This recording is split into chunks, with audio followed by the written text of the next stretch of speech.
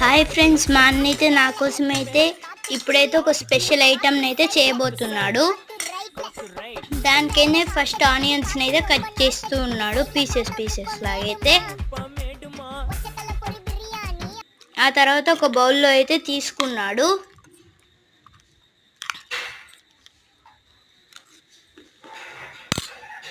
ఆ తర్వాత ఒక టమాటాని అయితే కట్ చేస్తున్నాడు. ఆ తర్వాత బౌల్లో అయితే కారాన్ని అయితే వేశాడు. ఆ తర్వాత ఇంకో టైప్ ఆఫ్ది, అలాగే ఇంకొకటి ఏంటిదో అయితే వేశాడు.